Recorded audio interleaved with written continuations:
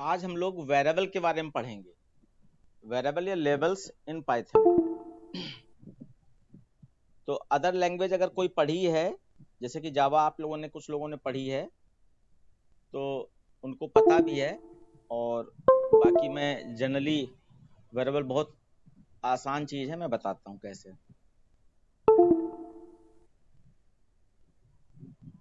देखिए, वेरिएबल को कहा जाता है कि जब भी कोई वेरिएबल आप डिक्लेयर करते हो, जैसे a इज इक्वल टू आपने यहाँ पर 5 लिखा है,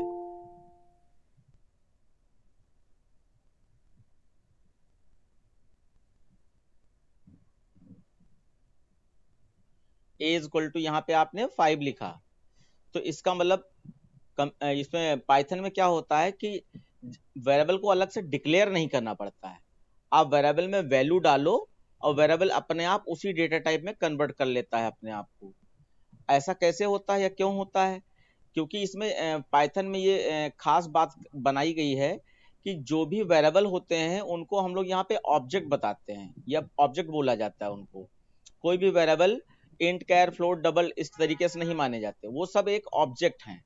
और ऑब्जेक्ट का नेचर होता है वो किसी भी तरीके की वैल्यू को स्टोर करने के लिए कैपेबल होता है। कोई भी तरीके की वैल्यू वेरिएबल में, ऑब्जेक्ट में स्टोर हो सकती है। तो अगर मैं इंटीजर स्टोर कर दूं तो वो इंटीजर वेरिएबल बन जाएगा, अगर मैं फ्लोट स्टोर कर दूं तो वो फ्लोट वेरिएबल बन जाएगा। और वेरिएबल का मतलब क्या है? It is a collection of, यहां कहा जाता है it is a collection of different type of data type in memory according to user choice। अब जैसे यहाँ पे एक डेफिनेशन दी गई है, named location that refers to a variable and whose value can be used and processed during the program execution। यानी कि मैंने यहाँ पर एक ये मेमोरी बनाई और ये मेमोरी कई सारे पार्ट्स में डिवाइड होती है। ये मेमोरी कहाँ है? कंप्यूटर में है। अब जैसे आपने int a equal to 5 sorry a equal to 5 लिखा, इसका मतलब इंटीजर टाइप का वेरिएबल बन गया और इसने किसी भी जगह को अपना नाम दे दिया। जैसे ये जगह a नाम से बन गई और इसमें 5 स्टोर हो गया। उसके बाद अगर आपने यहाँ पे b इक्वल टू 4.2 स्टोर किया तो ये अगली जगह आपकी b हो गई और इसमें आपका 4.2 स्टोर हो गया। तो वेरिएबल क्या है? It is a memory, it is a temporary memory location, it is a temporary memory location in which we can store our desired data. इसमें हम, ये एक टेम्परेरी मेमोरी लोकेशन है और इसमें अपना हम कोई भी डिजायर्ड डेटा स्टोर कर सकते हैं। अब ये टेम्परेरी क्यों कही गई? टेम्परेरी इसलिए कही गई कि जैसे a इक्वल टू 5 आपने स्टोर किया और कुछ लाइंस के बाद में अगर आप यहाँ पर a इक्वल टू 5.2 स्टोर कर दो तो क्या हो जाएगा? ये मेमोरी जो ए नाम से बनी थी यहीं पे आपका 5.2 स्टोर हो जाएगा। तो इसीलिए इसको टेम्परेरी कहा गया, यानी कि इसमें फिक्स वैल्यू नहीं होती। हमें दिखाई पड़ रहा है हमने 5 फिक्स स्टोर किया है, लेकिन अगर आप 5 की जगह पे कोई दूसरी वैल्यू डालोगे तो वो रिप्लेस कर देगा, 5 को रिप्लेस कर देगा। और जैसे यहाँ पे 5.2 लिखा है तो ये 5.2 चला जाएगा। अब यहाँ पे आगे बताया गया है, variable in Python do not have fixed location. मतलब इसकी लोकेशन चेंज भी होती रहती है या इसकी वैल्यू चेंज होती रहती है। The location they refers to changes every time their values change. अब जैसे यहाँ पे एक चीज और नहीं बताई गई, क्या कि क्योंकि ये ऑब्जेक्ट है ना, ये ओरिजिनल वेरिएबल तरीके से वर्क नहीं कर रहे हैं। जैसे मैंने ये 5 स्टोर किया था, अब यहाँ पे a इक्वल टू 5.2 स्टोर कर दिया तो 5 यहाँ पे मेमोरी में पड़ा हुआ है। तो ये भी कर सकता है कि a नाम से एक और नई मेमोरी बनाए उसी मेमोरी के अंदर, या किसी जो भी नया प्लेस पड़ा है उसको एक और नया नाम a दे और वहां पे 5.2 स्टोर कर दे। तो इस तरीके से भी हो सकता है। लेकिन खैर ये तो इंटरनल बात है, इससे हमें कोई लेना देना नहीं है। हमें तो ये ध्यान देना है कि वेरिएबल क्या होता है और उसको कैसे यूज करते हैं, ये ध्यान देना है। तो यहाँ पे हम जान गए कि जिस तरीके का वेरिएबल हम डिक्लेयर करना है तो उस कोई वेरिएबल का नाम दीजिए और उसमें वैल्यू डाल दीजिए तो वो उस तरीके का वेरिएबल बन जाएगा। अभी नीचे कुछ और चीजें आपको यहाँ पे मैंने ली हैं। क्रिएटिंग अ वेरिएबल, वैसे तो मैंने यहाँ दिखा दिया है। A variable is created the moment of moment you first assign a value to it. कोई भी वेरिएबल क्रिएट करना है तो उसका तरीका क्या है कि आप वेरिएबल का नाम लिखकर इक्वल साइन लगाकर उसमें वैल्यू असाइन कर दीजिए, तो वो आपका वेरिएबल क्रिएट हो जाएगा। तो यहाँ पे आपके 3 टाइप से मैंने दिखाया है, एक टाइप यहाँ पे भी है।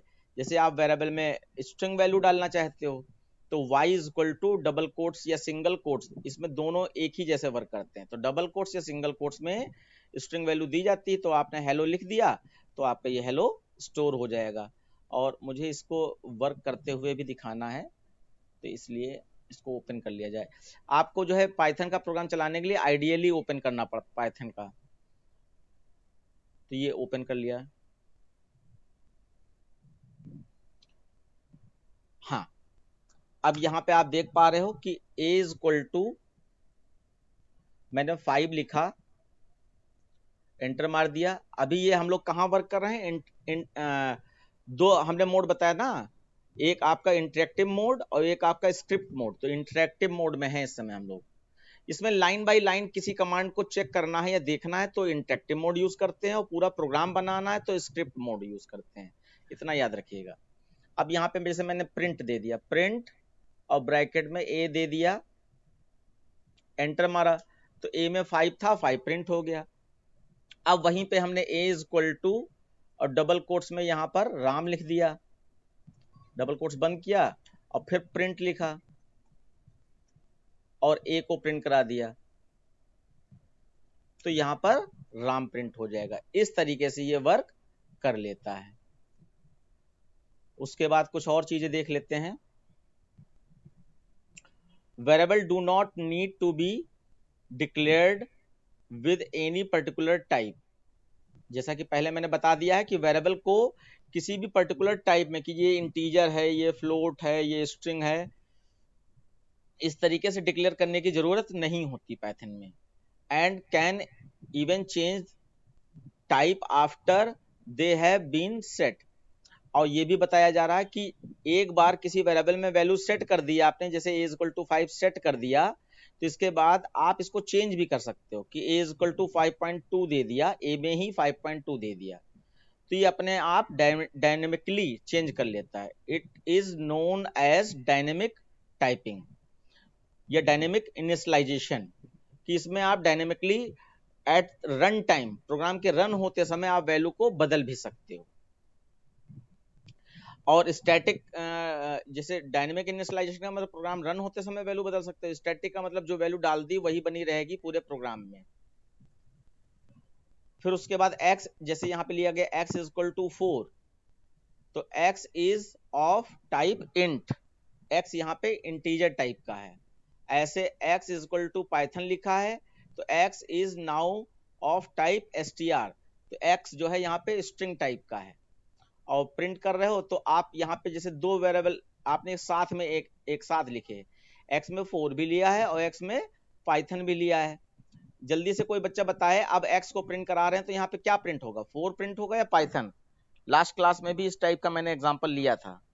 अथर बेटा आप बताने की कोशिश करो कि यहाँ पे x में 4 भी लिया है, x में पाइथन भी लिया है, और एक ही वैल्यू रह सकती है। पहले हाँ सर पहले 4 होगा, पर उसके बाद सर वो पाइथन हो जाएगा, क्योंकि वो करंट वो देता है ना। यस, पहले आपका जब ये मेमोरी बनेगी a नाम की, तो इसमें 4 स्टोर हुआ, लेकिन उसके जस्ट बाद आपने कोई 4 के साथ वर्किंग नहीं की, आपने डायरेक्ट पाइथन स्टोर कर दिया, तो ये आपका 4 यहाँ से रिप्लेस हो जाएगा और इसकी जगह पर ये पाइथन स्टोर हो जाएगा, पाइथन।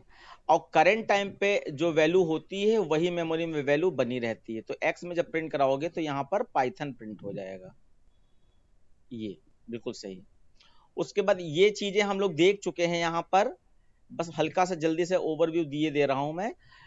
जो वेरिएबल को डिक्लेयर करते समय क्या ध्यान देना चाहिए, आइडेंटिफायर रूल्स, तो वो यहाँ पे बताए गए हैं फिर से, क्योंकि ये वेरिएबल इसमें बताया जा रहा है इसलिए बताना जरूरी है, जिससे याद हो जाए कि a variable name must have या must start with a letter और अंडरस्कोर साइन।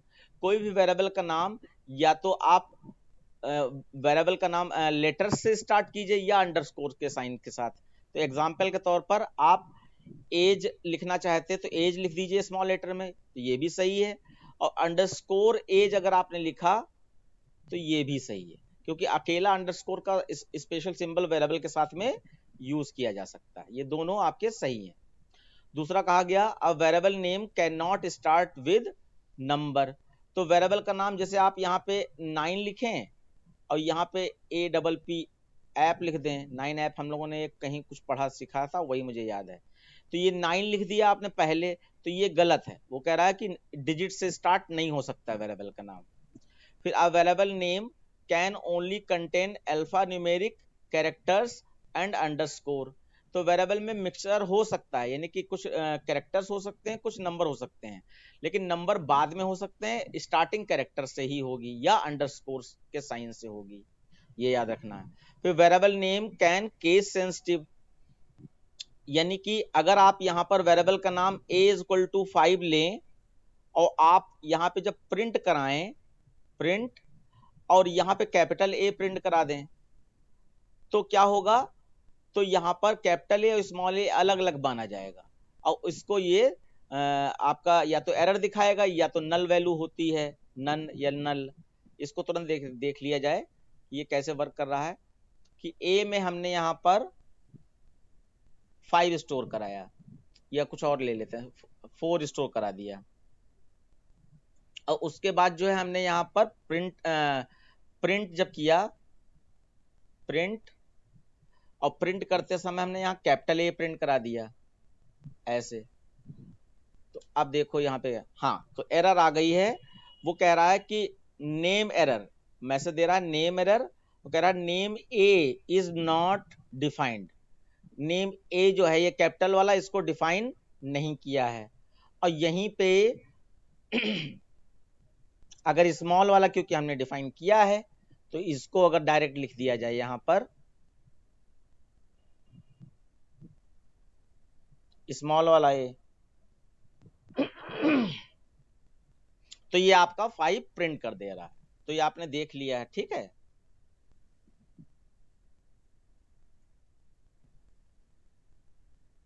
उसके बाद जो है, हाँ, ये हो गया, कैपिटल ए स्मॉल ए अलग अलग होता है। कुछ एग्जांपल्स भी दे दिए गए। ये थोड़ा अच्छी चीजें हैं, इनको समझने की कोशिश कीजिएगा। जैसे हम चाहते हैं कि ABC या XYZ किसी वेरिएबल में एक ही जैसी वैल्यू स्टोर करनी, तो एक तरीका ये है कि हम X=5 लिखें, फिर Y=5 लिखें, और फिर Z=5 लिखें।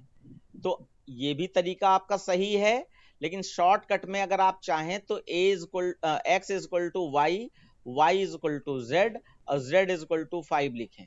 तो आपका क्या होगा, XYZ, ये जो 3 मेमोरी बनेगी, तीनों में एक साथ में 5 स्टोर हो जाएगा, तीनों में एक साथ। ये इसकी खास बात हो गई कि ये आप एक नई चीज सीख रहे हो। फिर उसके बाद एक और इसका तरीका है।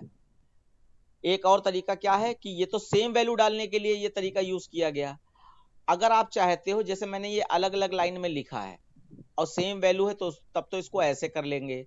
लेकिन अगर अलग अलग लाइन में लिखते और अलग अलग वैल्यू होती तो उसको कैसे लिखते, जैसे कि मैं लिखना चाहता हूं कि x= आपका 4 है, मैं लिखना चाहता हूं, और y= मैं 5 लिखना चाहता हूं, और z= मैं पाइथन लिखना चाहता हूं,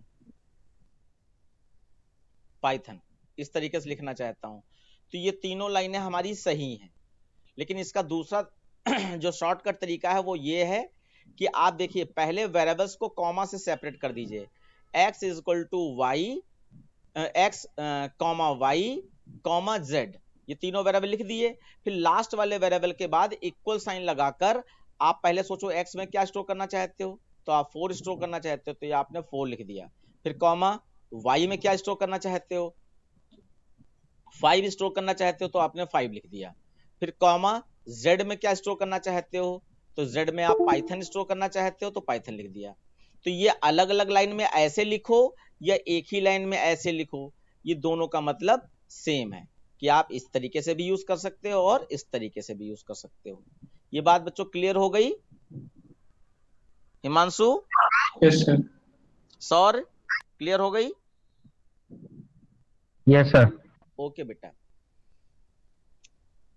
अब इसके बाद जो है एक और चीज यहाँ पे है थोड़ा शॉर्टकट टाइप की, कि जैसे आपने यहाँ पर x इक्वल टू 12 लिया है और y इक्वल टू यहाँ पे 14 लिया है। अब आपने क्या किया, x equal to x comma y equal to y comma x लिख दिया।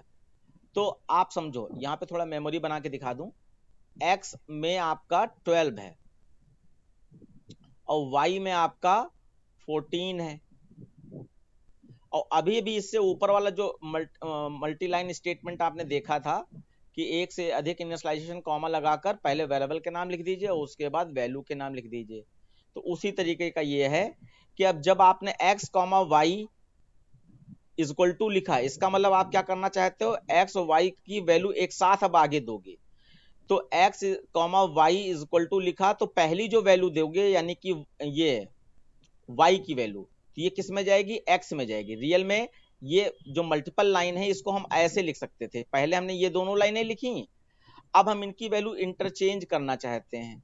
तो हम यहाँ पर x इक्वल टू वाई और दूसरा क्या है, y में दूसरी वैल्यू आनी चाहिए, तो y इक्वल टू एक्स। तो ये ऐसे लिखने की बजाय, ये अलग अलग लाइन में लिख रहे हैं ना, तो ऐसे लिखने के बजाय हम ऐसे भी लिख सकते हैं। तो ये x इक्वल टू वाई हो जाएगा, यानी कि ये वैल्यू इधर जा रही है और y इक्वल टू एक्स हो जाएगा, यानी ये वैल्यू इधर जा रही है। तो ये कब किया जाता है, ये क्वेश्चन एक होता है स्वैपिंग ऑफ टू नंबर। दो वेरिएबल हैं, उसमें दो वैल्यू है और इनकी वैल्यू को स्वैप कर देना, यानी पहले वेरिएबल की वैल्यू दूसरे के पास पहुंच जाए और दूसरे वेरिएबल की वैल्यू पहले के पास पहुंच जाए। तो अब यहां पर ये x की वैल्यू हो गई और ये y की वैल्यू हो गई। पहले देखो x की वैल्यू कितनी थी, 12 थी, अब x की वैल्यू कितनी हो गई, 14 हो गई।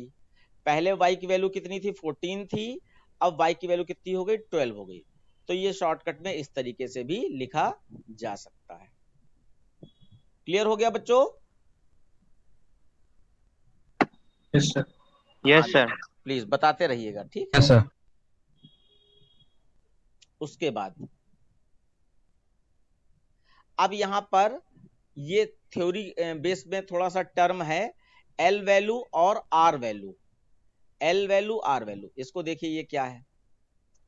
N expression has two values, L value and R value. कोई एक्सप्रेशन है, आपने c equal to A plus B लिखा या इस तरीके का कुछ भी, वो एक एक्सप्रेशन है। तो एल वैल्यू का मतलब है यहाँ पर L H S part of expression, और आर वैल्यू का मतलब है यहाँ पर R H S part of expression. तो अभी मैं यहाँ पे अगर लिखूं इस तरीके से कि x इज इक्वल टू 5, तो ये आपका यहाँ पर एल वैल्यू है और ये आपका यहाँ पर आर वैल्यू है।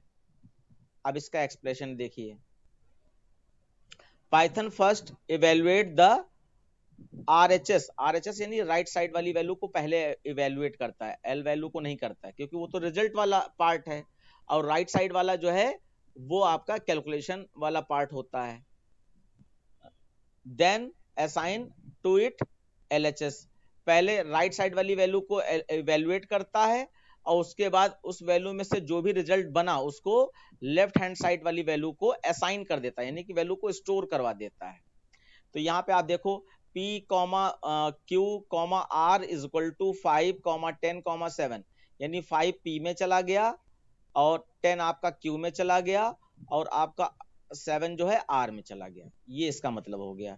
ये तो आपका वेरिएबल इनिशियलाइजेशन में दिखाया गया है। इनिशियलाइजेशन का मतलब वेरिएबल को क्रिएट करते समय वैल्यू डालना, वो इनिशियलाइजेशन होता है। अब यहाँ पे एक्सप्रेशन की बात देखें तो Q R P ऐसे लिखा इज इक्वल टू, तो ये P प्लस 1 जो लिखा है ये आपका Q में जा रही है वैल्यू, और Q प्लस 2 जो लिखा है ये आपका R में वैल्यू जा रही है, और R माइनस 1 जो लिखा है ये आपका P में वैल्यू जा रही है। इस तरीके से गई है। अब इसको अगर आप प्रिंट कराते हो पी क्यू आर, तो अब एक बार देख लो, पी में आपका 5 था और आपका क्यू में 10 था और आर में आपका 7 था। ठीक है, अब यहाँ पे स्टेटमेंट क्या हो गया आपके, Q is equal to P plus 1 हो गया। दूसरा स्टेटमेंट हो गया आपका Q के बाद R है, तो R is equal to Q plus 2 हो गया। और फिर तीसरा स्टेटमेंट है आपका P is equal to R minus 1 हो गया। ये अलग अलग लाइन में लिखते तो ऐसे लिखते R माइनस 1 हो गया। अब P की वैल्यू क्या थी, 5 थी, तो 5 प्लस 1 Q में 6 पहुंच गया। और अब Q में क्योंकि 6 पहुंच गया है तो Q प्लस 2 करेंगे तो 6 प्लस 2, तो 6 प्लस 2 आपका 6 7 8 हो जाएगा।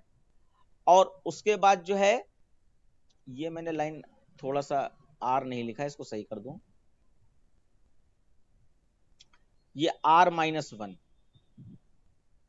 तो R में आपका क्या था, R में आपका 8 पहुंचा था, तो 8 माइनस 1 तो आपका 9 आ चुका है।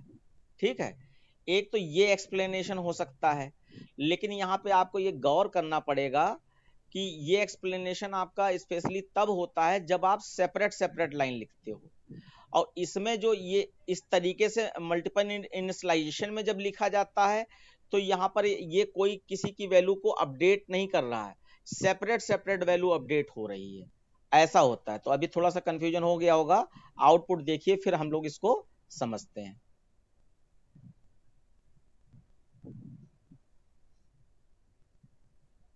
और बताने की कोशिश कीजिएगा, ये पी क्यू आर की वैल्यू लिखी है, देखिए यहाँ पे जब P प्रिंट कराया तो P की वैल्यू 6 प्रिंट हुई, और जब Q प्रिंट कराया तो Q की वैल्यू भी 6 प्रिंट हो गई, और जब R प्रिंट कराया तो R की वैल्यू हमारी यहाँ पर 12 प्रिंट हो रही है। तो 12 तो यहाँ कहीं है भी नहीं, फिर भी ऐसा हो रहा है। तो ये कैसे हो रहा होगा, कोई बच्चा एक्सप्लेन कर सकता है इसको देखकर? और ये वैल्यू सामने दी गई है, ऐसे ही जनरली बताने। अच्छा मान लीजिए ये 6 तो समझ में आ गया, 6 कि P प्लस 1, ये एक हिंट हो गई। फिर यहाँ पे मैंने 8 लिखा है, तो 8 तब होगा जब आप ये सेपरेट लिखोगे, अलग अलग। लेकिन एक ही लाइन में अगर इस तरीके से किया है तो वैल्यू पुरानी वाली नहीं लेता, यानी कि हमने यहाँ 6 कर दिया था ना, तो वो वाली वैल्यू नहीं लेगा, आपका जो वैल्यू थी उसी को लेकर करेगा। कोई बच्चा बताएगा यहाँ पर ये Q की वैल्यू 6 कैसे आई, Q की वैल्यू 6 कैसे आई? दिमाग लग रहा है?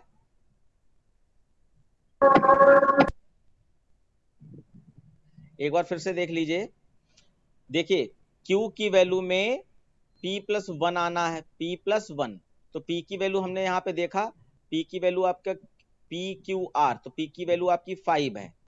तो यहाँ पर क्या हुआ होगा, ये 5 प्लस 1 हो रहा है, 5 प्लस 1 हो रहा है, तो ये 6 इसके पास पहुंच गई Q के पास। अब देखें Q बीच में प्रिंट कराया गया है, तो बीच वाली वैल्यू 6 है, बिल्कुल सही है। उसके बाद R की वैल्यू पर गौर करें, तो R की वैल्यू आपकी क्या थी, 5 थी। अब देखिए यहाँ पे R में क्या आ रहा है, ये सेकंड वाली इक्वेशन का वर्क आएगा। तो सेकंड वाली इक्वेशन में Q की वैल्यू पर गौर करें क्या था, तो Q की वैल्यू यहाँ पे बीच वाली है, यानी कि 10 है। Q की वैल्यू ये बीच वाली है, यानी 10 है। तो यहाँ पे 10 प्लस 2 हो रहा है, तो 10 प्लस 2 कितना हो जाएगा, 12 हो जाएगा। और 12 कहाँ जाएगा, R में जाएगा, R में 12 पहुंच गया।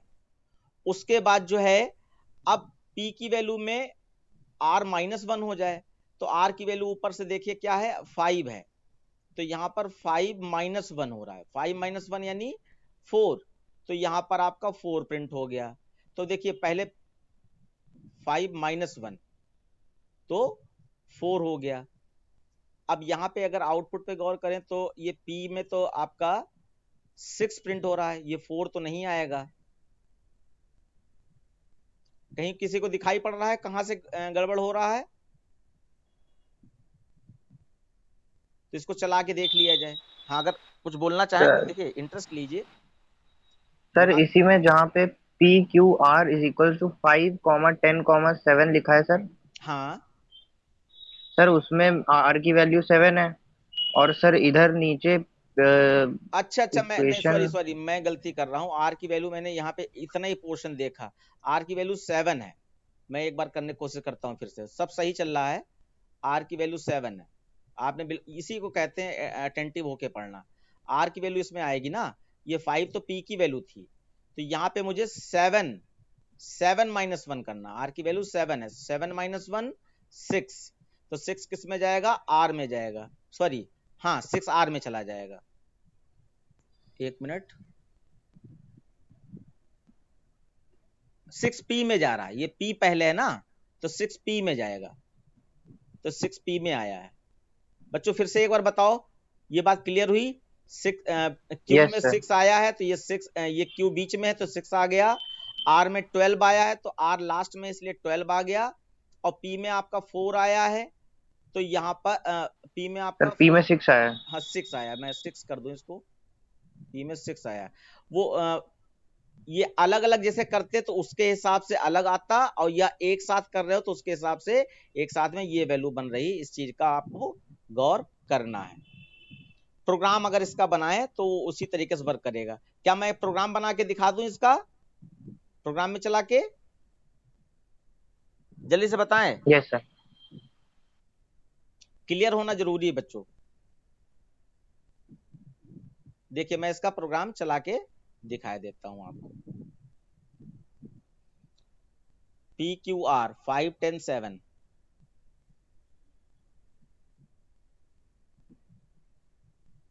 हम लोगों का PQR, अच्छा ये वैल्यू लिखी तो है, यहीं से देख लेते हैं। P is equal to Q is equal to R is equal to 5, अच्छा इज इक्वल टू नहीं था, कॉमा था, सॉरी, ये मल्टीपल इनिशियलाइजेशन है। P comma Q comma R। अब यहाँ पे एक इक्वल साइन लगेगा क्योंकि वैल्यू इनिशियलाइज कर रहे हैं, और P की वैल्यू सामने दिखाई पड़ रही है, 5 है। सर कॉमा 5 आपने लगाया एक्स्ट्रा। नहीं नहीं नहीं नहीं, वो एक्स्ट्रा हो गया। हाँ अब ठीक है। यस और सर। Q की वैल्यू 10 है, और आपका इसकी वैल्यू 7 है, R की वैल्यू 7 है। अब इसके बाद मैं क्या करना चाहता हूं, मैं दोनों के आउटपुट देखना चाहता हूं। एक तो जो पहला वाला आउटपुट था, पहला वाला आउटपुट क्या था कि जैसा इन्होंने यहां पर करके दिखाया था, वो मैं पहले करके देखना चाहता हूं। ये P पहले Q लिखा, QRP मैं लिख लूं, QRP।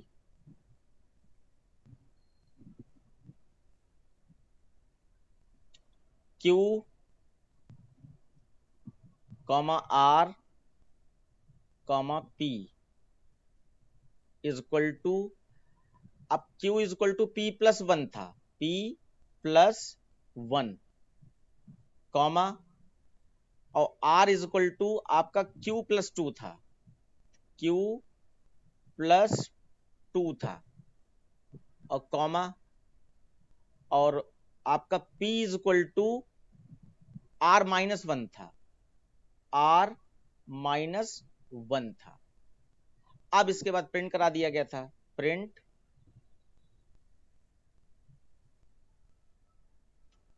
P कॉमा, अच्छा एक से अधिक वैल्यू अगर आपको पाइथन में प्रिंट करानी है तो प्रिंट फंक्शन में कॉमा लगाकर जितनी चाहे उतनी वैल्यू लिखते चले जाइए। तो P comma Q comma R, और उसके बाद आप ये फाइल सेव करनी पड़ेगी। आप इसको रन कराइए F5 से। सर ये P कॉमा Q लिखा है सर आपने। ओके ओके ओके, एक minute, P comma Q comma R।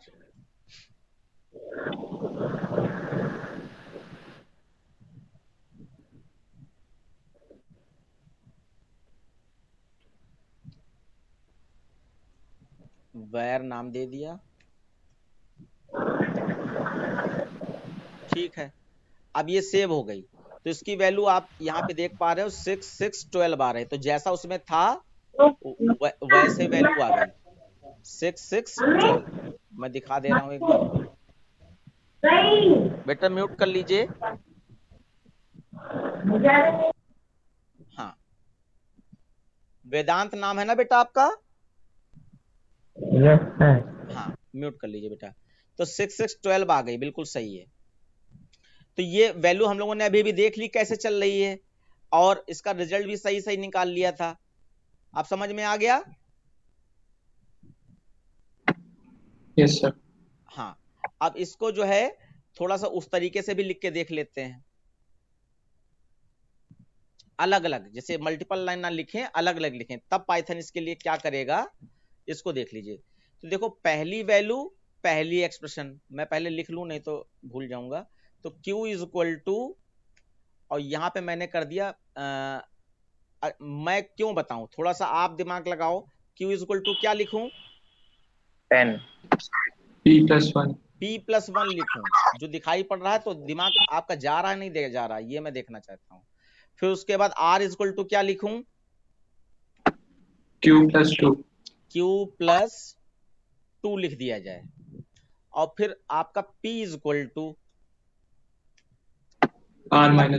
-1। ठीक है, अब ये ऊपर वाली लाइन में हटा देता हूं, ये लाइन हम लोगों ने हटा दी। ठीक है, ये स्क्रिप्ट मोड में लिखा जा रहा है, इंटरेक्टिव मोड में नहीं लिखा जा रहा है प्रोग्राम। तो ये एक साथ पूरा लाइन चेंज करेगा। आप देखिए आउटपुट आपका बदल गया ना बच्चों? Yes sir. क्यों? क्योंकि अब ये एक साथ लाइन एग्जीक्यूट हो रही है, और पहली वैल्यू का चेंज दूसरी वैल्यू में जा रहा है, और जो एक ही लाइन में सारा स्टेटमेंट लिख दिया गया था, उसमें पहली वैल्यू का इफेक्ट दूसरी वैल्यू में नहीं जा रहा था, वो एक इनिशियलाइजेशन के तरीके से वर्क कर रहा था। और यहाँ पे ये, अब मैं देखूं अगर मेमोरी में है, तो मैंने ये चीज लिख के दिखाई थी, अभी मैं देखता हूं। हाँ, यहाँ पे देखिए, हो सकता है थोड़ी बहुत मिस्टेक हो गई हो। यहाँ पे Q की वैल्यू मेरे पास 6 आई थी, और हम लोगों ने प्रिंट कराया है PQR, ऐसे प्रिंट कराया है। तो Q की वैल्यू यहाँ पे 6 आई थी, तो मैं यहाँ 6 लिख लेता हूं। और फिर R की वैल्यू मैंने बताया था कि Q की वैल्यू P+1 करने से आई थी, और P की वैल्यू हमारी क्या थी, एक बार फिर से मैं चेक कर लूं, क्योंकि यहीं पे वो वैल्यू आपने अभी रिमाइंड कराया था कि गलत हो गई थी हमसे। P की वैल्यू हमारी यहाँ पर 5 है, ठीक है। तो 5+1 हुआ था यहाँ पर, एक बार फिर से इसको चला के देख लिया जाए, 5+1, तो ये 6 आ गया, सही है। फिर R is equal to Q+2 हुआ था, तो Q की वैल्यू हमारी 6 आ चुकी है, और 6+2 हमारा 8 होता है। तो आपका यहाँ पर PQR के हिसाब से आपका 8 लेना चाहिए, तो मैं इधर लिख लेता हूं, मैंने P लिखा, Q लिखा और R लिखा। तो अभी Q की वैल्यू हमें 6 मिल गई, मैंने लिख लिया, और फिर R की वैल्यू मुझे 8 मिली, तो ये मैंने लिख लिया। और उसके बाद जो है अब P की वैल्यू, तो P की वैल्यू यहाँ पे क्या बताया गया था बच्चों?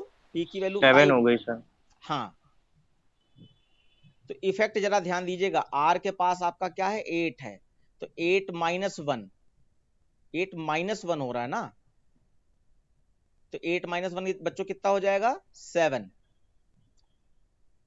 ये मैंने यहाँ पर R की वैल्यू 8 लिख दी है, और P की वैल्यू आपकी कितनी आ गई, 7। ठीक है, अब मैं आउटपुट आपको चेक कराया देता हूं, आउटपुट में क्या आया है। ये रिजल्ट ध्यान रखिएगा, ये वाला आया है, ये देखिए, P की वैल्यू आपकी 7 है, और Q की वैल्यू आपकी 6 है, और R की वैल्यू आपकी 8 है, ठीक है। और यहां पर आपका ये जो 9 कर दिया था, तो ये हमारे मतलब दिमाग में आया होगा R+1 है, तो 8+1 9 कर दिया, जबकि R-1 है, इसलिए 8 - 1 यानी 7 आएगा। तो बच्चों बिल्कुल क्लियर हो गया? सर जो पहले वैल्यू दी हुई थी PQR की 5, 10 और 7, हाँ सर पहले ऊपर उसका वो सोल्यूशन निकला है, उसके बाद दूसरी मतलब। हाँ, ये इंटरेक्टिव मोड में पुराना वाला मिटता नहीं है, मतलब स्क्रीन पे जो प्रिंट हो गया, तो ये जैसे जैसे आउटपुट बढ़ता जाएगा, तो पुराना वाला आउटपुट ऊपर शिफ्ट होता जाएगा। तो लेकिन वो दिखाई पड़ता रहता है जब तक विंडो हटाए ना। तो ये पहले वाले जो तरीका हमने यूज किया था, ये वाला तरीका मैं दिखाई दे रहा हूं, ये वाला तरीका, इसमें एक ही लाइन में ये सब लिखा गया था, उसके हिसाब से रिजल्ट आपका आया है ये वाला रिजल्ट आया है। फिर इन्हीं स्टेटमेंट को अलग अलग लाइन में लिखा गया, इस तरीके से अलग अलग लाइन में लिखा गया, तब इसका आउटपुट ये वाला आया है, यानी कि ये वाला आया है। दोनों आउटपुट आपको मैंने चेक करा दिए। ठीक है बेटा, कुछ भूल रहे हैं? Yes sir. तो आप बता दीजिए, मैं फिर से एक बार रिवाइज करा दूं। यहां पे समझने वाली जो बात है वो ये है कि एक तरीका है ये इस तरीके से लिखना, ये सेपरेट लाइन एग्जीक्यूट हो रही है, और एक तरीका था कि इससे पहले जो ये लाइन थी, मैं थोड़ा सा स्पेस दे दूं, ये, तो इन दोनों तरीके में अगर ये वाला तरीका यूज किया है, जो पहला वाला कि क्यूब में क्या आ जाए, p+1 आ जाए, r में क्या आ जाए, q+2 आ जाए, और इस p में क्या आ जाए, r-1 आ जाए, तो इस वाले तरीके से ये पहला वाला आउटपुट आया था जो मैंने अभी भी आपको दिखाया। मैं एक बार देख लूं, ये आया था 6 6 12, यहां पर 6 6 12 आया है p q r को प्रिंट कराने से।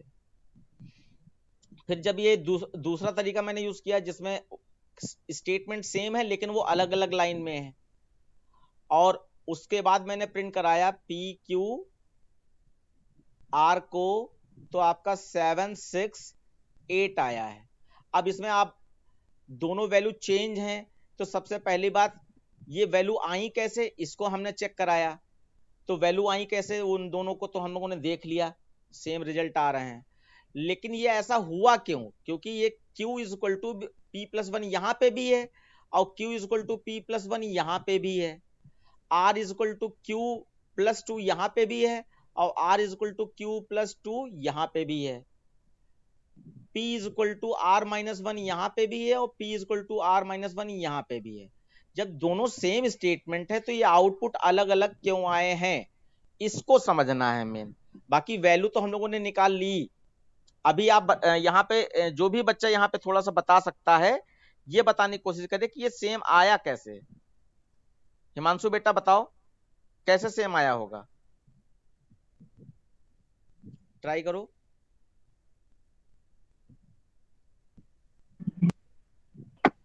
तो एक बार रिपीट कर दीजिए। मैं कह रहा हूं कि ये पहला वाला जो तरीका यूज किया उससे ये रिजल्ट आया, और ये दूसरा वाला जो तरीका यूज किया उससे ये रिजल्ट आया, और दोनों स्टेटमेंट का मतलब सेम है, बस अलग अलग तरीके से लिखे गए हैं। तो इन दोनों का रिजल्ट डिफरेंट डिफरेंट क्यों आया, इसको क्या कहोगे, कैसे समझोगे?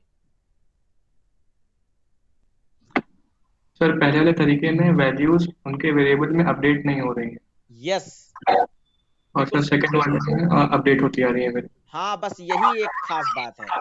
आप देख पा रहे हो कि जो यहाँ पे क्या हुआ, बच्चों ध्यान दो, यहाँ पे क्या हुआ कि q is equal to p+1 से q में जो वैल्यू आई, तो p की वैल्यू अपडेट नहीं हुई, p की वैल्यू आपकी जो 5 थी वो 5 ही ली गई, 5+1 6 इसमें आया है। और यहाँ पर जब q is equal to p+1 लिया, तो क्योंकि ये पहली लाइन है तब तो 5+1 यानी 6, दोनों में 6 6 ही आया है। लेकिन अगली बार वाले में देखो, यहाँ पे r is equal to q+2 है, तो q की वैल्यू अब यहाँ पर ये सिंगल लाइन में जब लिखते हैं तो अपडेट नहीं हुई होती है, ये बताया गया है। तो आपका q की वैल्यू यहाँ पर क्या ले रहा है, q की वैल्यू यहाँ पर 10 ले रहा है, तो ये 10 + 2 करने से यहाँ पर r की वैल्यू 12 हो गई। लेकिन यहाँ पर आपका r की वैल्यू कैसे आई, जो वैल्यू अपडेट हो गई थी क्योंकि यानी कि 6 आ गया था, तो 6 + 2 करके 8 आई, तो इसमें r की वैल्यू 8 आ रही है, और इसमें r की वैल्यू 12 आ रही है। तो इसमें अपडेट होके आ रही है और इसमें विदाउट अपडेट होके आ रही है, यानी इसमें जो जैसी सीधी सीधी वैल्यू जानी चाहिए थी वही गई। और इसमें पूरी पूरी वैल्यू चेंज हो जा रही क्योंकि वैल्यू अपडेट हो जा रही है। अवंतिका क्लियर हुआ? अवंतिका बेटा? Yes sir. अथर बेटा आपको क्लियर हुआ? Yes sir. ठीक है, बहुत अच्छा। अब हम लोग थोड़ा सा आगे चलते हैं, इतना काफी है वेरिएबल के बारे में जानना, बाकी प्रैक्टिस में बहुत सारे क्वेश्चन मिल जाएंगे इस तरीके के।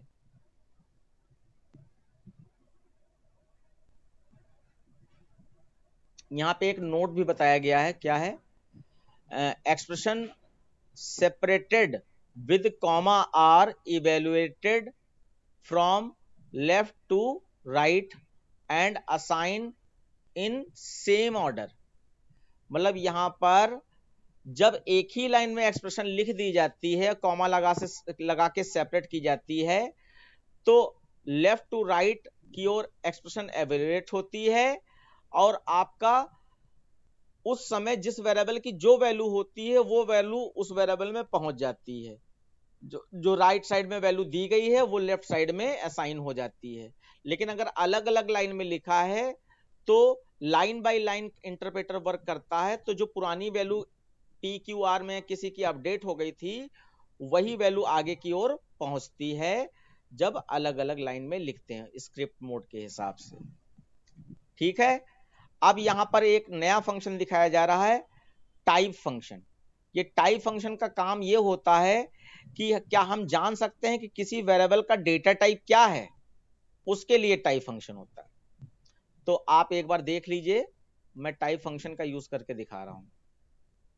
इसके लिए स्क्रिप्ट मोड की जरूरत नहीं है। देखिए, जैसे a इज इक्वल टू 5 लिखा और यहां पे टाइप फंक्शन यूज किया, TYP टाइप, और ब्रैकेट में यहां पे a का डेटा टाइप हम जानना चाहते हैं, तो यहां पे दिखा रहा है INT। अब इसी के जस्ट नीचे a इज इक्वल टू अगर हम 5.7 लिख दें और फिर टाइप फंक्शन यूज करें और a का टाइप जानना चाहें, तो यहां पर आपका फ्लोट दिखाई पड़ रहा है। और इसी जगह पर a इज इक्वल टू अगर हम यहां पर राम लिख दें और उसके बाद टाइप जानना चाहें a का, तो यहां पर आपका str टाइप हो जाएगा। टाइप फंक्शन क्या करता है, समझ में आ गया बच्चों? Yes sir. Yes sir. ठीक, बहुत अच्छा। उसके बाद जो है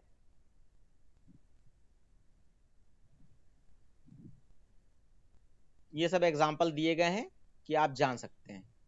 तो एक तो ये आपका टाइप वाला हो गया। इसके बाद दूसरा एक पॉइंट और है, if you want to know the memory address और location of an object you can use ID। जैसे टाइप फंक्शन होता है ऐसे ही ID फंक्शन होता है। अब इसका क्या मतलब है, जैसे कि आपने a इज इक्वल टू 5 लिखा, तो a नाम के वेरिएबल ने एक मेमोरी बनाई होगी जिसमें आपका 5 स्टोर है। तो ये तो आपकी वैल्यू है, ये आपकी क्या है, वैल्यू है, और ये आपका पूरा बॉक्स जो है ये मेमोरी है। तो इस मेमोरी का कोई एक एड्रेस भी होगा जिसको हम मेमोरी लोकेशन कह रहे हैं, मेमोरी लोकेशन कह रहे हैं। तो यहां पर ये एड्रेस कंप्यूटर अपने आप जनरेट करता है, कंपाइलर या इंटरप्रेटर, हम लोगों को इससे मतलब नहीं। मान लीजिए इसका एड्रेस 1 2 3 है, तो अगर आप a को प्रिंट कराना चाहते हो, अब यहां पे मैं अलग अलग लिख रहा हूं, तो आप यहां पे प्रिंट a लिखोगे, तो बच्चों जल्दी से बताओ यहां पे क्या प्रिंट हो जाएगा इस एग्जांपल के हिसाब से, बताइए बच्चों क्या प्रिंट हो जाएगा?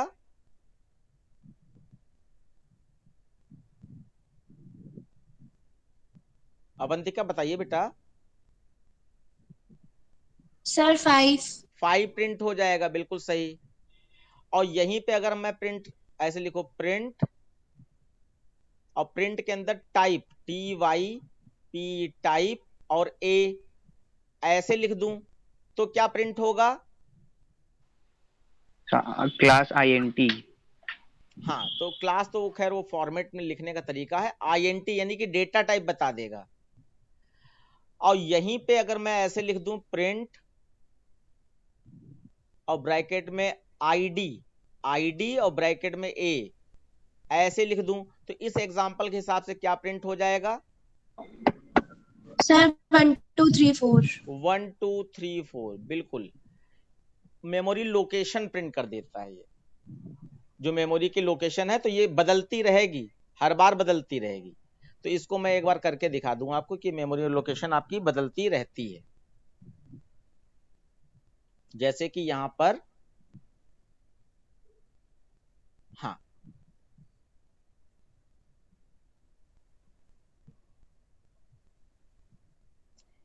ए इज इक्वल टू, देखिए ऊपर आप देख ही पा रहे हो कि अच्छा लास्ट में ए इज इक्वल टू राम है। फिर से मैं देख लेता हूं, ए इज इक्वल टू 5 लिखा, और इसको थोड़ा सा फिर से खोलना पड़ेगा, स्क्रीन नीचे चली जाती है।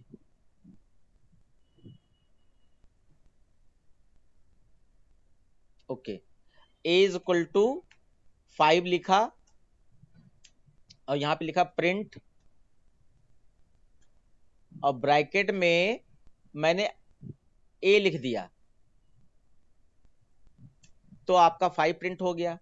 और फिर प्रिंट ब्रैकेट में टाइप TYPE टाइप ए लिख दिया, तो यहां पर इंटीजर डेटा टाइप बता दिया उसने किस डेटा टाइप का है। उसके बाद प्रिंट और ब्रैकेट में ID लिख दिया और ए दे दिया, तो इसका मेमोरी लोकेशन बता देगा। बस ये है इसका मतलब। पर तो मेमोरी लोकेशन रैंडम रहेगी, कुछ भी हो हाँ, सकती है कि मेमोरी उसमें बताया लोकेशन। था ना कि जितनी बार वैल्यू पड़ेगी वेरिएबल में उसकी मेमोरी चेंज हो सकती है, तो मेमोरी रैंडमली बदलती रहेगी। Okay sir. हाँ, अब यहाँ पे लिखा यू कैन डिलीट सिंगल और multiple variable by using del statement, यानी कि किसी वेरिएबल की मेमोरी में कोई वैल्यू है, अगर आप उस वेरिएबल को डिलीट करते हो तो उसकी मेमोरी भी फ्री हो जाएगी, यानी डिलीट हो जाएगी। तो डेल कमांड का यूज करके लिख सकते हो। लेकिन ये आपका जो लिस्ट और टपल्स और वो टॉपिक है ना, उनमें यूज करते हैं, तो इनको हम लोग थोड़ा इग्नोर करके आगे बढ़ते हैं, कुछ नई चीजें सीख लेते हैं, क्योंकि अब दूसरा बैच भी स्टार्ट होना है पाइथन का। इसके जस्ट बाद पाइथन का 12th का बैच हमारा चलता है। यहाँ पे देखो बच्चों, इनपुट स्टेटमेंट के बारे में बताया गया कि आप यूजर से मांगो। अभी तक हम लोग क्या खेल खेल रहे थे कि ए में 5 दिया तो 5 ही के साथ वर्क कर रहे हैं, ए में 10 दिया तो 10 के साथ ही वर्क कर रहे हैं, क्योंकि ए में 10 है। अब हम चाहते हैं जब प्रोग्राम रन हो रहा हो तो यूजर हमसे पूछे enter a number, enter a name, enter a salary, और उस समय जो हम कीबोर्ड से टाइप करें वो उस वेरिएबल में स्टोर हो जाए। उस इसके लिए हम लोग इनपुट स्टेटमेंट यूज करते हैं। तो ये इनपुट फंक्शन है, input statement method is use to take input from user. तो यहाँ पे जैसे आपने लिखा प्रिंट एंटर योर नेम, तो ये अलग से आपने यहाँ पर x is equal to input लिख दिया, तो ये जो नाम था वो इसमें स्टोर हो जाएगा इस तरीके से। तो ये मैं आपको करके दिखा दूं।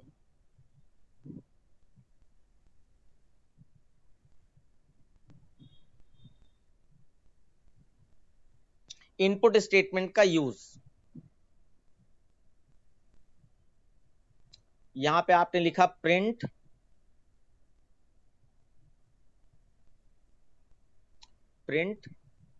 देन मैसेज दिया, कोई भी message, enter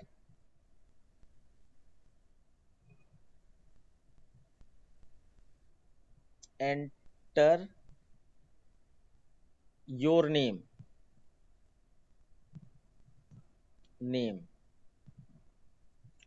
enter your name, और उसके नीचे आपने लिख दिया, मान लीजिए आपकी मर्जी, आप जिसमें स्टोर करना चाहो, मान लीजिए आप P में स्टोर करना चाहते हो तो P इज इक्वल टू, या N में स्टोर करना चाहते हो नेम को, तो N इज इक्वल टू और इनपुट फंक्शन लिख दो इसमें, इनपुट, ये आपका नाम स्टोर करने के लिए होता है, नाम स्टोर हो गया। उसके बाद अब मान लीजिए आप एज भी स्टोर करना चाहते हो,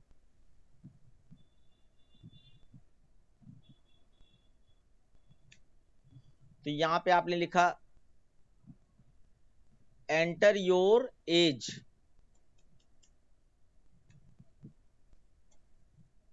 एज, और एज तो नंबर टाइप की होती है बच्चों, तो यहां पे आपको टाइप कास्टिंग करनी पड़ेगी। एज आपकी जो है नंबर टाइप की होती है, तो इसके लिए आप यहां पर INT लगा दो, INT इस तरीके से, ये नंबर टाइप की होती है। अगर हमने एज खाली इनपुट ही लिखा, बच्चों ध्यान देना यहाँ पे इंपॉर्टेंट चीज है, अगर हमने सिर्फ इनपुट ही लिखा होता जैसे पहले वाले स्टेटमेंट में लिखा है, तो क्या होता कि एज स्टोर तो हो जाती, लेकिन वो जो है स्ट्रिंग में स्टोर होती, तो इसका मतलब वो स्ट्रिंग के नेचर में कन्वर्ट हो जाती। जो भी मान लीजिए 12 डाला एज में, तो 12 वो स्ट्रिंग में स्टोर होता, तो वो स्ट्रिंग टाइप का बन जाता, और उसके साथ कोई भी प्लस माइनस इंटू डिवाइड नहीं कर सकते। लेकिन हमें तो मान लीजिए उस नंबर के साथ प्लस माइनस इंटू डिवाइड करना है, तो यहाँ पे टाइप कास्टिंग करनी पड़ेगी। अभी नीचे एक स्टेटमेंट दिया है टाइप कास्टिंग का, तो वो अभी आपको देखने को मिलेगा। अब हमने क्या कराया, यहाँ पे n को प्रिंट करा दिया, अब चाहे तो मैसेज भी दे दें, और फिर यहां पर आपका प्रिंट फिर से यूज कर लें,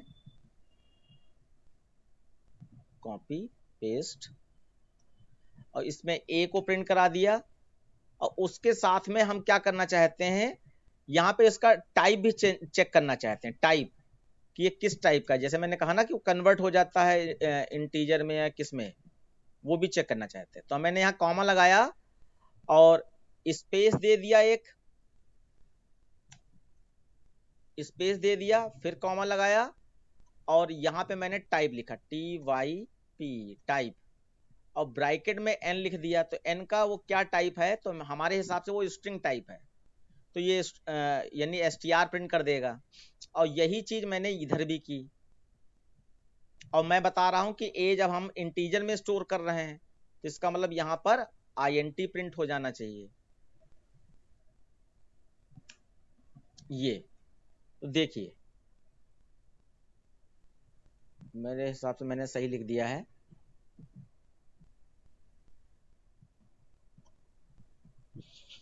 अब यहाँ पे इसको मैं कट कर दे रहा हूं, फिर से रन कराता हूं, नीचे आउटपुट चला गया है। हाँ, अब देखिए बच्चों वो कह रहा है एंटर योर नेम, हो सकता है हमने दूसरा वाला मैसेज ना चेंज किया हो, तो नेम में मैंने राम दे दिया, नहीं किया है चेंज। एंटर योर एज, तो मैंने यहाँ पे 23 दे दिया।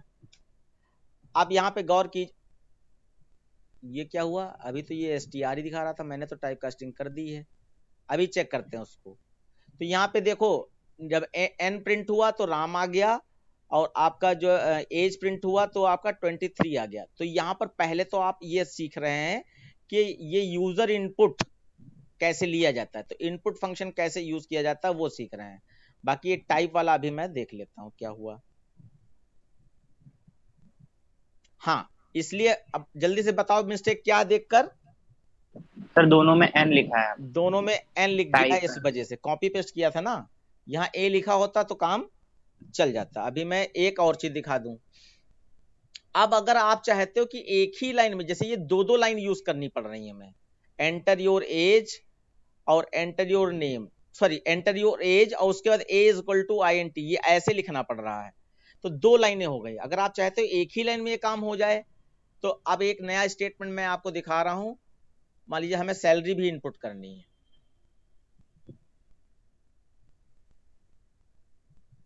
सैलरी भी इनपुट करनी है, तो मैंने यहाँ पे मैसेज दे दिया एंटर योर सैलरी। अब इसका लिखने का तरीका क्या होगा, सैलरी तो हमारी फ्लोट टाइप की होगी, तो यहां पर फ्लोट लिख देंगे, FLOAT फ्लोट, और ये मैसेज बच्चों उठाकर हम क्या कर देंगे, इसके अंदर कर देंगे। जो अलग से हम करवा रहे थे वो इसके अंदर कर देंगे। अभी क्लियर हो जाएगा, आपको परेशान ना होइएगा। और ये प्रिंट ऊपर से हटा दिया क्योंकि 2 लाइनें मैं हटाना चाह रहा था ना। तो आप जरा देखो यहाँ पर क्या हो रहा है। पहले इनपुट फंक्शन में एक मैसेज आएगा इनपुट फंक्शन के थ्रू, एंड आपका जो है एंटर योर सैलरी, ये मैसेज आएगा। आप सैलरी इनपुट कराओगे तो इनपुट फंक्शन तो उसको स्ट्रिंग में लेता है, तो स्ट्रिंग में सैलरी इनपुट होगी। लेकिन उसके बाद जब फ्लोट लगा दिया तो वो सैलरी टाइप कास्टिंग से कन्वर्ट हो जाएगी। जैसे ये मैं कन्वर्ट करा रहा हूँ टाइप कास्टिंग से, तो कन्वर्ट हो जाएगी। और यहाँ पर मान लीजिए मैं एस में स्टोर करना चाहता हूँ, एस में, तो एस में स्टोर हो जाएगी सैलरी। और फिर मैं यहाँ पर इसको प्रिंट करा दूं जैसे और चीजें प्रिंट कराई गई, ये प्रिंट करा दिया और इसको कर दिया गया एस, ये एस कर दिया गया। अब इसको जो है मैं, अब तो कोई एरर नहीं है। बस ये एक नई चीज आप सीख रहे हो कि 2 लाइनें जो ऊपर लिखनी पड़ रही थी, एंटर नेम के लिए भी 2 लाइनें लिखनी पड़ी, एंटर एज के लिए भी 2 लाइन लिखनी पड़ी, उसको एक लाइन में ऐसे लिखा जा सकता है। देखिए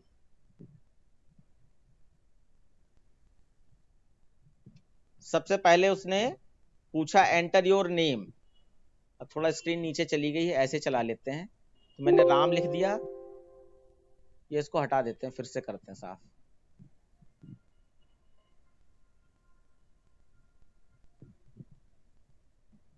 हाँ, तो मैंने यहाँ पे राम लिख लिया।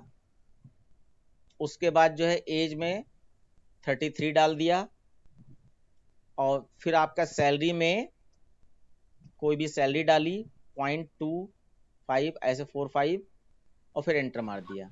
सर इसमें अगर हम लोग स्ट्रिंग वैल्यू लिखेंगे सैलरी में तो आगे 0.0 लगा दे खुद। फिर से बताओ बेटा।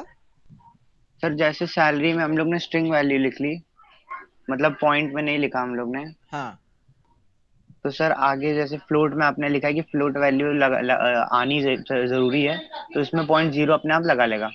हाँ, अगर नहीं देते हो तो देखो अभी यस दिखा सर। देते हैं। अब देखो यहाँ पर राम इनपुट हुआ, वो str टाइप का है। नंबर मैंने इंटीजर में कन्वर्ट कर लिया था तो int हो गया, और सैलरी जो हमने दी थी वो फ्लोट टाइप की हो गई। अब आपका वो जो आपने बताया वो भी मैं करके दिखा देता हूँ कि अब मैं पॉइंट वाली वैल्यू नहीं दूंगा, और वो पॉइंट में 0 अपने आप लगा लेगा। यही पूछ रहे हो ना?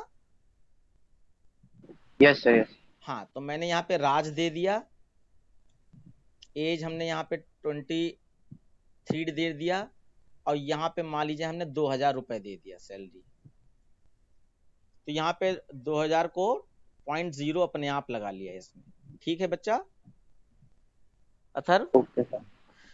तो आज की क्लास बस बेटा यहीं तक मैं रखूंगा, और आई होप आपको आज भी कुछ अच्छा सीखने को मिला होगा। तो इसी को कंटिन्यू रखेंगे। ये बस आपको ये जानने के लिए कि आपको समझ में आ रहा है या नहीं आ रहा है। ऐसा तो नहीं ऑनलाइन में नहीं समझ में आ रहा है, तो ऐसा बिल्कुल नहीं है यहाँ पर। अगर आप फोकस्ड हो तो अवंतिका बिल्कुल सही समझ में आ रहा है आपको? Yes, sir. अच्छा, इसका रीजन तो आप समझ ही पा रहे होगे कि अगर पीछे आपकी बैकग्राउंड में कुछ डिस्टरबेंस है और आपका मन डिस्ट्रैक्ट हो गया, तब तो फिर कहीं भी हो सकता है। ऐसे तो आप ऑफलाइन में बैठते हो तब भी तो बगल वाले से बात करने लगते हो, तो वो दिमाग डिस्ट्रैक्ट हो जाता है और टीचर क्या पढ़ा गया सामने नहीं समझ में आता है। तो अगर फोकस्ड हो तो कहीं कोई प्रॉब्लम नहीं आने वाली है। और बहुत अच्छी, हमारा 12th का बैच एंड होने वाला है इस समय जो पाइथन का चल रहा है, और उन बच्चों से आप पूछ सकते हो कि वो कितना अच्छा सीख पाए हैं। ऑनलाइन में डेटा कलेक्शन बहुत अच्छा हो जाता है, ऑफलाइन में लिखने में बहुत टाइम होता है। ऑनलाइन में हम पहले लिख के रखते हैं और उसमें जो है आसानी हो जाती है, टाइम बच जाता है, ज़्यादा डेटा हम पढ़ा पाते हैं। तो यहीं पे मैं क्लास एंड करूंगा। एक क्लास और आपको अभी मिलेगी, उसके बाद फिर प्रॉपर बैच चलेगा। जो जब बच्चे सीरियस हैं वो कंटिन्यू रहेंगे। जैसे अभी दो तीन बच्चे लगातार थे और गायब हो गए, कोई बात नहीं, अभी खेल समझ लें। तो मैं तो जो सीरियस है उन्हीं को पढ़ाना चाहता हूँ, तो उसी के हिसाब से ये क्लास चलेगी। ठीक है बच्चों, bye bye. Thank you sir. Okay बेटा।